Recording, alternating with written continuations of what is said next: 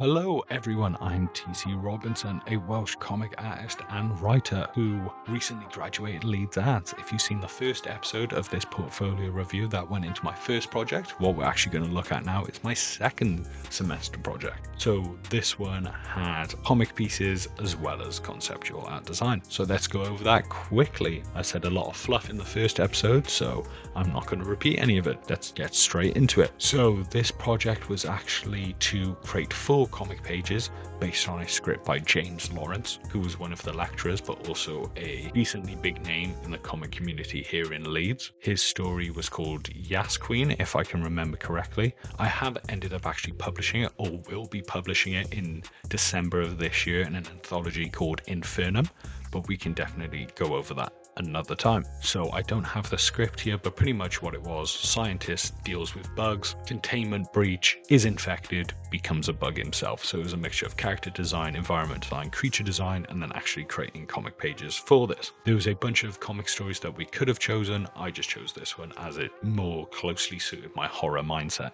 And this is still one of my favorite pages from any of my portfolios, as these little sketches here definitely gave a vibe of what I was going for, and I'm happy with these 3 designs here, which then evolved into this character. And that really showed that, or showed to me at least, that drawing a character from multiple different poses and different stances gave me more of a vibe of who this character was, and then it actually helped me to create the thumbnails later on. Grabbed a couple, cleaned them up, bug motif, ladybug underwear, ladybug lippers, and just a general mad scientist vibe.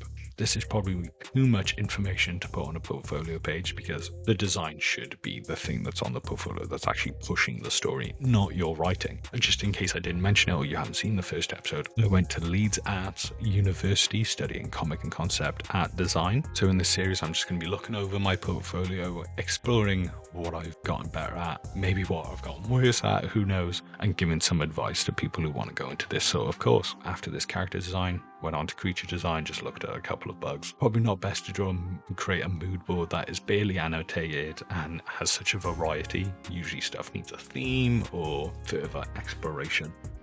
But here's just a bunch of small sketches. Definitely should have done some silhouette work first, but hey, you live and you learn on a course like this.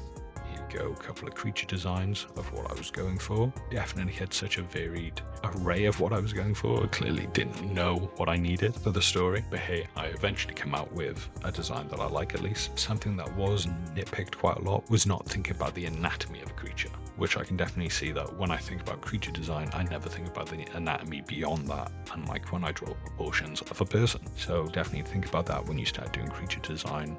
Look at your reference and specifically take out anatomy that you can see to create a fully fledged design at the end of the day. Here's me getting closer to what I wanted, and then eventually creating my finished design. One that very much looks similar to the scientist, which some people like, some people didn't like on the course, but I thought since it was a transformation style story inspired by movies like The Thing, that at least in my version I would show that they are the same person in quotes at the end of the day. So the wings came down to create the scientist lab coat, still wearing the shorts and one of the slippers, and the hairdo is similar, just exaggerated. But my main point was these bug eyes and huge claws. So let's go on. Let's see. Creature design. This is me creating the swarm for the story. Ended up making it a little bit too cute, which was some of the critique that I've got. So make sure you stick in your genre when you're actually designing something. Environment design, yet again, didn't go too closely into any single reference, didn't annotate, didn't do any studies, which is something that I began to do a lot later in my university career. So it's just a generic mood board of labs and sewers, and even got a splash of H.R. Geiger for some reason. But yeah, again, if you haven't watched my first episode, I do talk about how landscapes and environments were never my strongest suit. So this is literal just some sketches. Yet again, using a bird's eye view to draw a landscape helps me out quite a lot into figuring out the 3 dimensions of it all. So definitely try and use that within your work, because it also shows that you can think about an environment from multiple angles. Creating the main prop, which was like a containment unit, I went for more of like a retro sci-fi style, because that's what I thought the project was like looking for, or what I could add to it to create a better idea of the sort of aesthetic for this story. There's a more fully fledged design.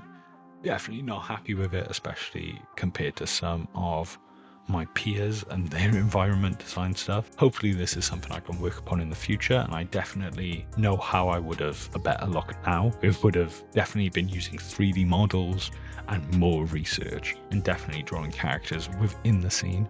That is my thing. As a comic artist, I definitely can see the appeal of drawing characters in it, because I'm used to drawing characters in environments, because I barely ever draw environments by themselves, because I'm not an environmental artist. I want to tell a story.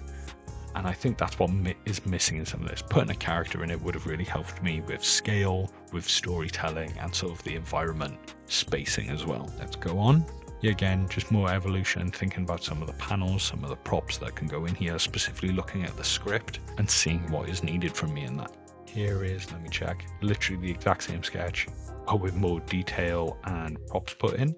It seems like maybe a slightly different sketch, but maybe I've just edited it so much and changed the perspective on it, so now it looks different, but this is definitely a little bit better. But now I like to think that I would begin at this step and push it even further later on. Here is the thumbnailing. I'm just going to go over this quickly because, as you can tell, my thumbnailing process back in the day was very messy. Now I do a lot more clean and digital, so it helps me speed up that comic creating process, I should say. Here's more thumbnails. And if you're on a course like this, or even illustration animation, they love storyboards, they love thumbnails, they love seeing the iterations between them as well. So being able to see the process that you've gone through to tell this story. I've learned not to just slap thumbnails in there, as sometimes it can be hard to discover, or for the lecturers to find out what you're actually designing.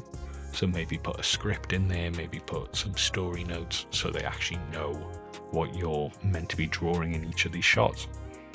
Now I'm just going to jump straight into the first page apparently. Now I would suggest not doing this, maybe show some sketches that you've done of the first page and the process itself, so not just jumping straight into line work and colouring like I have here. And as you can tell, I was a little bit lazy, so I just copied the environment that I did earlier and slapped a character in it, which can work, can save you time, but it probably lost me some points or marks when it came to actually critiquing this. The color scheme of this comic actually got a lot of flack. I thought it made sense in my head that he has this sort of like home here in the sewer, blue from this big tube, and then an orange glow from the fairy lights in his little home room over here. So it was a sort of contrast between his scientific life and humanity, almost in this like warmer, more richer color.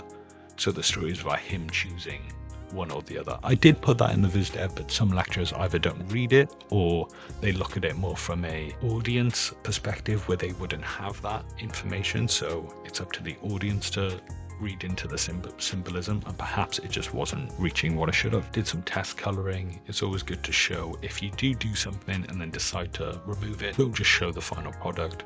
Show the actual design that you've put into it. Don't just show the final product. Show the stuff that you may have done or thought looked good, but then you're actually smart enough as an artist to go back and go, no, I can do this better. Here's the first page, second page, and don't look at this. This is me in my old flat trying to get reference photos for the image, which I clearly then just traced and put into this in general. Now this page definitely has some style contrast, where this face doesn't look like this face, but that's something you learn along the way. But a big element that I did like from this page was the idea that when the swarm attacks, it goes outside of the page, and then borders and gaps between the panels actually become more black as the story goes on and the swarm gets bigger. That was a sort of thing that lecturers approved and I came up with, and it sort of shows from just a design perspective the story at hand. A lecturer also suggested for this panel in particular to remove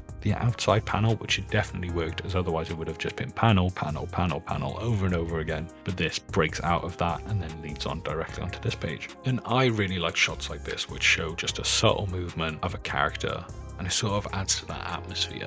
And it's also easier to replicate, especially when you're doing digital. It can make the process a lot quicker of creating a full page. This font here was actually one I made years ago for like graphic design. It's not any good, but at this time I needed just like a really simple font. Slap this on. Let's move on to the third page now. So the swarm has taken him. He's now in a cocoon, which is specifically specified in the script. And it also said there needed to be a hug for mug bug that had a bug on it. But in the script, it was like 4 different different panels of showing the swarm, showing the broken vase, the cocoon. I decided to put it all into one panel, which you can do on some scripts, you can do on the others, but that at least showed that I was thinking about the script from a comic perspective of trying to get as much information as I can onto one page. Here you go, I'm so happy with this. And then obviously here is the creature design reveal. Now this is where I think the color scheme works the best, but let me know your opinion. But the story does kind of end, but that is sometimes what happens when you delve into short story comics.